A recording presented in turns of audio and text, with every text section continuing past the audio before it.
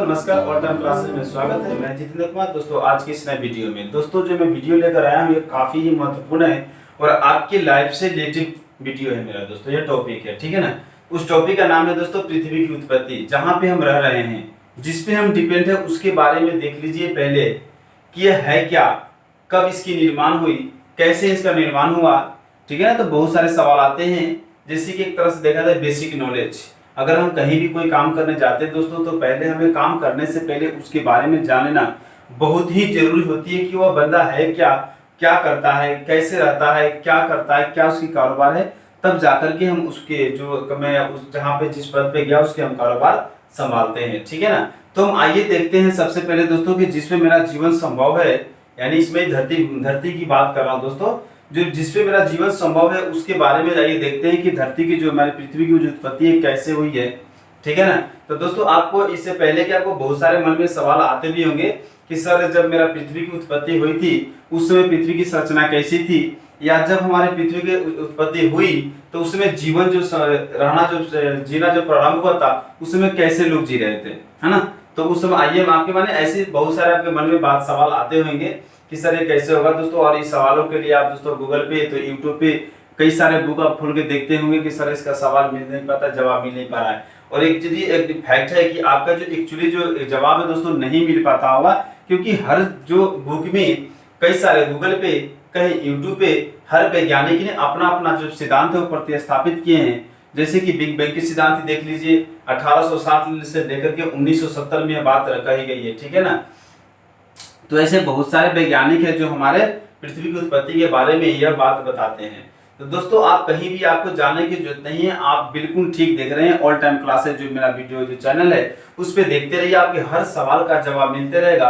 और दोस्तों जो भी सवाल आपको कंफ्यूजन फंस रहे हैं उस सवाल को क्या कीजिए, आप कमेंट में लिखकर भेज दीजिए ताकि मैं उस सवाल का जवाब आपको दे सकूं। दोस्तों मैं डेली वाइज पे अपना जो कमेंट होती है चेक करता हूँ, अपना अपडेट करते रहता हूं, उसके लिए निश्चिंत रहिएगा। और दोस्तों आपसे एक और रिक्वेस्ट कर दोस्तों कि अगर जिन लोगों के पास ये वीडियो नहीं पहुंच पा रही है, जिन लोगों के पास नहीं पता है, उसको शेयर किया कीजिए, उनको बताया कीजिए कि हाँ ऑल टाइम क्लासेस के जो चैनल है उस पर हर सवालों का जवाब मिलता रहता है, ठीक है। तो आइए हम देखते हैं दोस्तों पृथ्वी की उत्पत्ति के बारे में कि हमारा पृथ्वी की उत्पत्ति कैसे हुई है, जो हमारे पृथ्वी का उत्पत्ति कैसे हुई है। दोस्तों पृथ्वी की उत्पत्ति से पहले हम देखते हैं कि जो पहले क्या हुआ था, 500 वर्ष पहले, यानी 500 मिलियन वर्ष पहले की बात करें दोस्तों, तो पहले क्या था, गैस का एक टुकड़ा था, छोटे छोटे टुकड़ा होता दोस्तों। और गैस के टुकड़ा को क्या कहता, जब मिला, गैस के टुकड़े जब मिलना प्रारंभ किया था उस समय अचानक एक बहुत बड़ा ही धमाका हुआ था। काफी बहुत बड़ा धमाका हुआ दोस्तों, हम लोग तो अनुभव कर रहे हैं, एक्चुअली देखे तो नहीं, तो उसमें कोई था ही नहीं, कोई मनुष्य था ही नहीं, कोई जीव जंतु था ही नहीं, कोई पेड़ पौधा तो था ही नहीं, तो देखा कौन, लेकिन हम लोग अनुभव कर रहे हैं दोस्तों। तो उस समय क्या हुआ था, एक आग का गोला निकला था, उस समय एक आग का गोला निकला था जो कि आज के समय में हम सूर्य के नाम से जानते हैं, ठीक है ना। तो पहला फैक्ट दोस्तों आपको आ गया कि सूर्य का निर्माण कैसे हुआ। जो सूर्य है, हम लोग सूर्य भगवान बोलते हैं, सूर्य देवता बोलते हैं, इनका निर्माण कैसे हुआ तो देख लीजिए ना। सूर्य का निर्माण कैसे हुआ, जो गैस का छोटे छोटे टुकड़ा था उसको टकराव होने के कारण अचानक एक धमाका आया, और उस धमाका में क्या हुआ, एक आग का गोला का निर्माण हुआ, जो आग चल करके सूर्य के नाम में परिवर्तित कर दिया गया, जो कि आज हम सूर्य के नाम से जानते हैं। तो पहला आपका कंसेप्ट क्लियर हो गया कि सूर्य का निर्माण कैसे हुआ, ठीक है ना। इस तरह से आप देखते रहिए। उसके बाद कह रहा है धमाके की वजह से आगे जब चल करके जब धमाका हुआ दोस्तों और सूर्य जब आग का गोला निकला तो उसके आसपास क्या था, जो उसके आसपास दोस्तों छोटे छोटे कण, यानी घूमने अपना तैरना स्टार्ट कर दिया, यानी कि उड़ना स्टार्ट होता है ना। अभी के डेट में जो देखते हैं आप, अगर गाड़ी चलाते हैं और गाड़ी के पहिए के नीचे जो धूल आती है, कण आती है, और गाड़ी अगर हम 80 की स्पीड भगाते हैं, 100 का स्पीड भगाते हैं दोस्तों, तो क्या होता है उसके पहिए के जो नीचे से और आसपास से ना धूल कण बिल्कुल आ जाती है, और धूलकण आती है और गाड़ी मेरा जब आगे निकल जाती है तो धूलकण क्या होता है, धीरे धीरे बैठना स्टार्ट होती है। जब धीरे धीरे जब ऊपर से नीचे आते हैं धूल जब, तो क्या होता है आपस में सब मिल जाते हैं, आपस में दोस्तों मिल जाते हैं। और मिलने के क्रम में क्या होता है, जब मिलते तो रहते हैं और धीरे धीरे छोटी सी जो आपकी बारीकी कण दे रहता है, जो दिखाई नहीं दे पाता है, हम देख तो पाते हैं कि धूल उड़ रहा है, लेकिन हम उसे अकाउंट नहीं कर सकते, देख नहीं सकते हैं। और वहीं जब मिट्टी बैठ के धीरे धीरे जब बड़ा हो जाता है तो वाह यह गुब्बारा बन गया, यह मिट्टी इतना बन गया, यह मिट्टी का बर्तन बन गया, है ना। तो उस तरह हुआ क्या हुआ था, जब सूरज के चारों तरफ यानी आगे जो गोला उस समय का निर्माण हुआ था, उसके चारों तरफ जो कण उड़ रहा था, उसने क्या किया, उससे छोटे छोटे टुकड़ों ने मिलना स्टार्ट कर दिया। और मिल करके कोई क्या कर दिया, तो कोई पत्थर के नीचे दबना स्टार्ट कर दिया, तो कोई कहीं और दबना स्टार्ट कर दिया।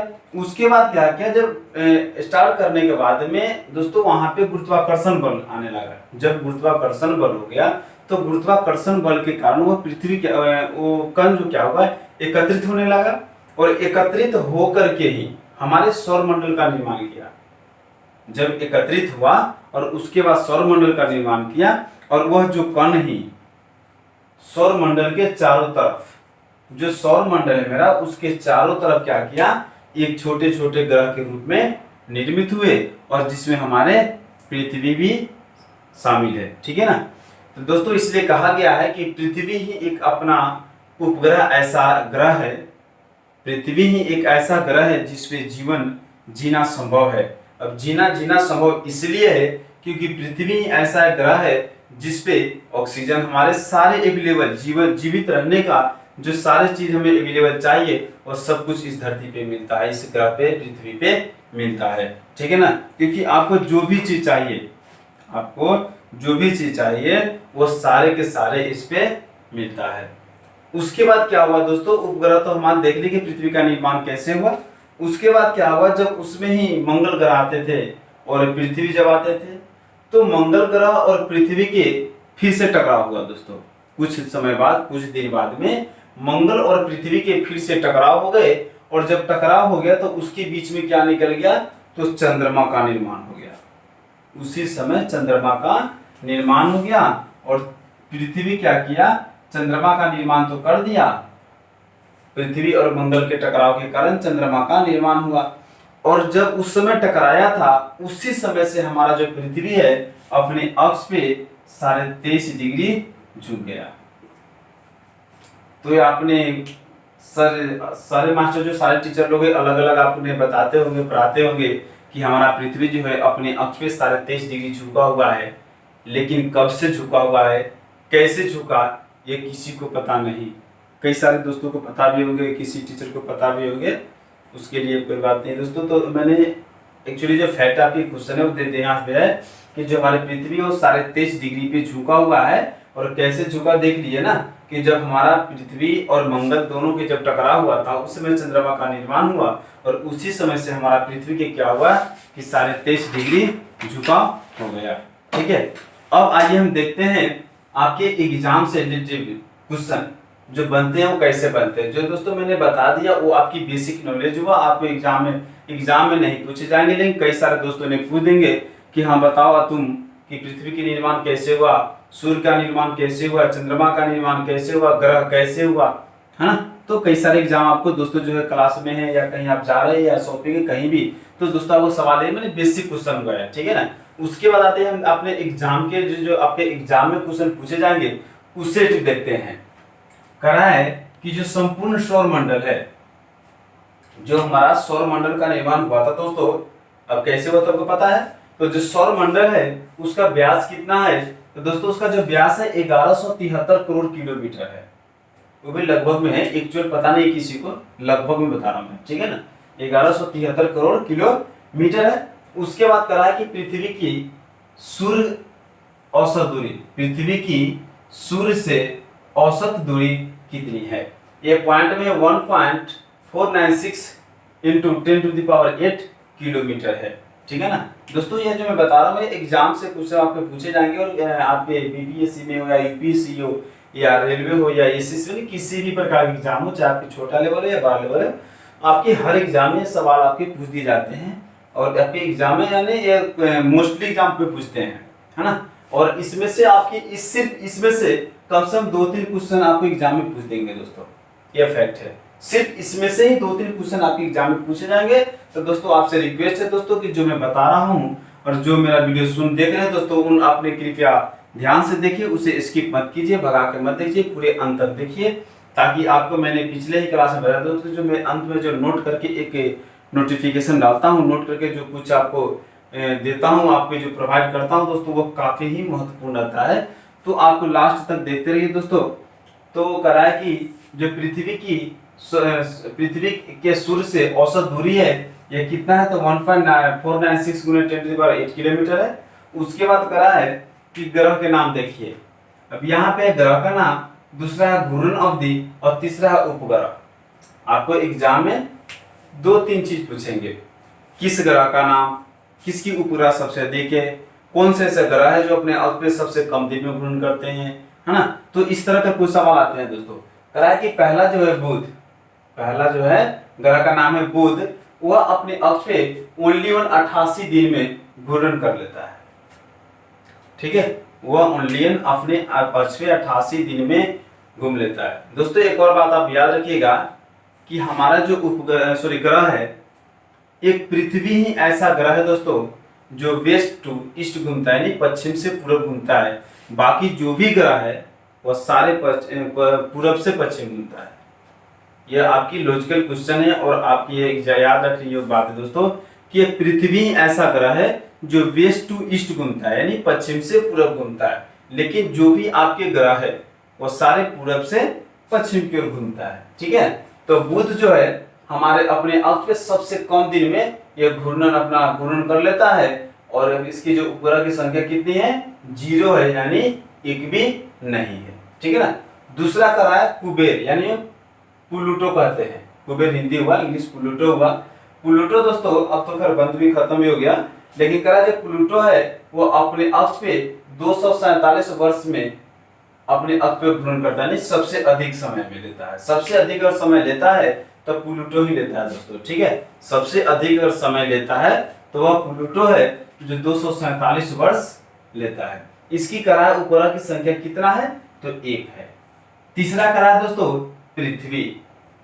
पृथ्वी की बात बता दें दोस्तों, पृथ्वी कैसे घूमती है अपने अक्ष पे, तो वेस्ट टू ईस्ट यानी पश्चिम से पूरब की ओर, और अदर जो ग्रह घूमते हैं वो कैसे घूमते हैं तो पूरब से पश्चिम की ओर। करा पृथ्वी अपने अक्ष पे 365.65 दिन में घूमता है।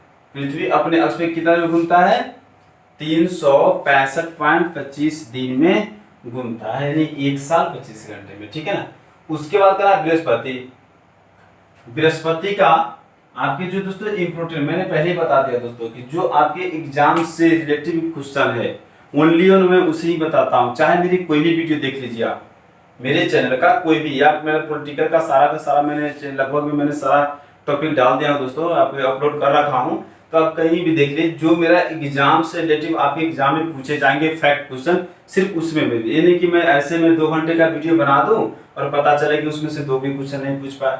दोस्तों ऐसा मैं वीडियो नहीं बना, माफ कीजिएगा दोस्तों, क्योंकि मेरी वीडियो जो है 10 से 15 मिनट मैक्सिमम होते हैं, 20 मिनट मैक्सिमम होते हैं, उसमें से ही 1-2 क्वेश्चन तो आना ही फिक्स है आपका।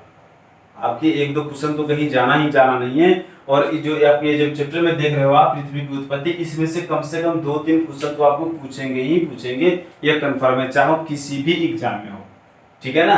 तो करा कि जो बृहस्पति है, बृहस्पति का उपग्रह कितना है तो 79 है, यानी सबसे अधिक है दोस्तों। कुछ दिन पहले 67 था, लेकिन 12 जो है अभी नए उपग्रह भी जुड़े हैं, तो इसलिए 79 हो गया। ठीक है।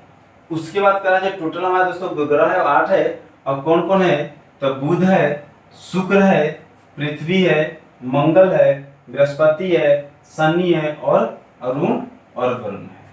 ठीक है ना दोस्तों। यहाँ पे देखें बुध को हम यहाँ पे देखें सूर्य है, यह मेरा सूर्य है। ठीक है ना। और सूर्य के सबसे नजदीक कौन सा ग्रह है तो बुध है।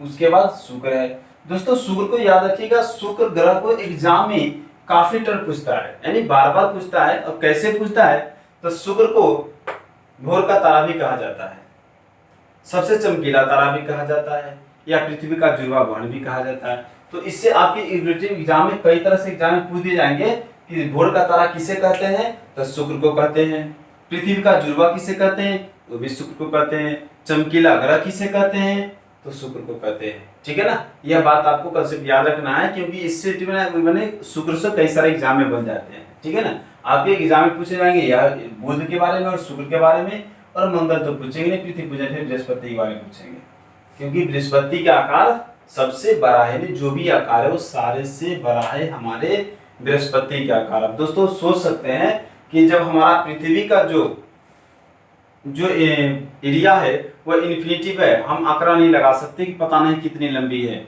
इसकी अंत कहाँ तक है। तो सोच सकते हैं कि बृहस्पति का आंकड़ा कितना लंबा होगा, जबकि सारे ग्रहों में से सबसे बड़ा है उपग्रह दोस्तों बृहस्पति का हमारा, ठीक है ना। तो कहा है कि जो हमारे टोटल ग्रह कितने हो गए, 8 हो गए। उसके बाद आइए देखते हैं जो ग्रह है वो अपने अक्ष पे कितना डिग्री झुका हुआ है, कितना डिग्री सेल्सियस झुका हुआ है, उसके बारे में देखते हैं। क्योंकि इससे आपके एग्जाम में क्वेश्चन नहीं पूछे, 1-2 क्वेश्चन पूछेंगे, पृथ्वी के बारे में पूछ देते हैं, मैक्सिमम क्वेश्चन पूछते नहीं है। लेकिन मैंने दोस्तों बता दी इसलिए कि हो सकता है अगर पूछ दे तो वहां पे ये तो आप दोस्तों नहीं बता पाओगे ना कि हाँ सर आपने नहीं बताया, ऐसा तो कुछ नहीं है ना।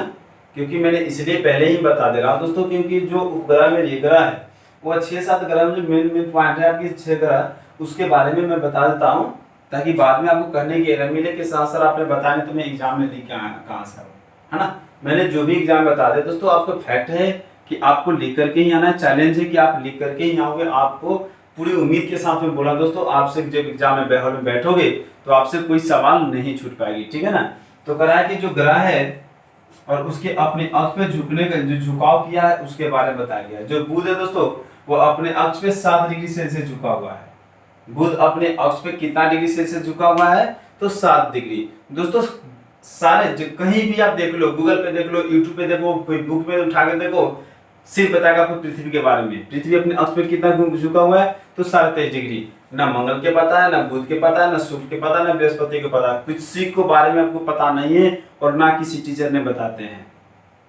अगर आपके उस बीच में से जो नहीं बता पाए उसमें से एग्जाम में पूछ दिया जाए तो फिर क्या पूछोगे कि सर आपने बताया नहीं, आपने ओनली पृथ्वी का बताया।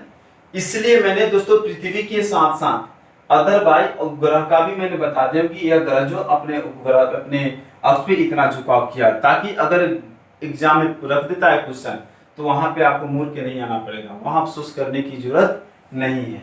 तो जो बुध है अपने अक्ष पे 7 डिग्री सेल्सियस झुका हुआ है, शुक्र है 3.5 डिग्री, पृथ्वी 23.5 डिग्री। ये ऑलरेडी दोस्तों जानते हैं, मैक्सिमम लोग जानते हैं कि पृथ्वी अपने अक्ष पे 23.5 डिग्री झुका हुआ है। और कैसे झुका हुआ है, कब से झुका हुआ है, तो ये सब दोस्तों को पता है। और जो हमारे वीडियो देख रहे हैं उसे तो विशेष करके ही पता है, क्योंकि जब पृथ्वी और मंगल का जब टकराव हुआ था और उस समय चंद्रमा का जब उदय हुआ था, यानी कि निर्माण हुआ था, उस समय से हमारे पृथ्वी क्या होगा, अपने अक्ष पे 23.5 डिग्री झुकाव कर दिए, ठीक है ना। उसके बाद मंगल जो है 2 डिग्री पर झुका हुआ है, बृहस्पति 1 डिग्री पर, शनि है 2.5 डिग्री पे, ठीक है ना। तो ये दोस्तों आपकी फैक्ट क्वेश्चन है, आप याद रखिएगा। आपसे रिक्वेस्ट है, बार बार रिक्वेस्ट कर रहा हूं दोस्तों कि जो भी मैंने आपको बता रहा हूँ ओनली एग्जाम से आपके रिलेटिव क्वेश्चन बता रहा हूँ दोस्तों। एक भी क्वेश्चन ऐसा नहीं है जो आपके एग्जाम ऑफ पॉइंट से क्वेश्चन नहीं है, ठीक है ना। कोई भी ऐसा फालतू क्वेश्चन दोस्तों ओनली आपके एग्जाम में क्वेश्चन फैक्ट क्वेश्चन मैं बता रहा हूँ, ठीक है। ये तो आपने देख लिया दोस्तों, ये सूर्य है, सूर्य के बारे में बता दिया मैंने कि यह आकार के दे दिया मैंने, और यह ग्रह का नाम दिया, ठीक है ना। सूर्य से सबसे नजदीक ग्रह कौन है, तो बुध है। सबसे अधिक दूरी पर कौन है, तो नेपच्यून है, ठीक है ना। आकार में सबसे बड़ा कौन है, तो बृहस्पति है दोस्तों। अब इस तरह ही मेरा वीडियो जो इसके साथ मेरा वीडियो खत्म हो रही दोस्तों। आप लोग देखते रहिए ऑल टाइम क्लासेज, तब तक मैं फिर से मिलूंगा दोस्तों अब नेक्स्ट क्लास में। आप लोग देते रहिए दोस्तों, इसके लिए थैंक यू वेरी मच दोस्तों। एक और रिक्वेस्ट कर दो दोस्तों आपसे, अगर मेरा वीडियो अगर अच्छा लगे दोस्तों तो उससे नीचे एक सब्सक्राइब का बटन दिया होगा दोस्तों, उसे सब्सक्राइब जरूर कर देना और बेल आइकन पे घंटी जरूर दबा देना, ताकि जो आपकी नोटिफिकेशन है हर वीडियो आपके पास पहुंचते रहे और इस वीडियो का आप लाभ उठाते रहे। आपके नए सवालों का जवाब मिलते रहे, नई खबर मिलते रहे, नई वीडियो मिलते रहे। आपकी हर सवाल, कोई भी ऐसा वीडियो नहीं है, कोई भी आपका सवाल है जो छूट पाएगा दोस्तों, ठीक है। तो देखते रहिए दोस्तों ऑल टाइम क्लासेज। फिर मिलेंगे नेक्स्ट क्लास में। Thank you very much.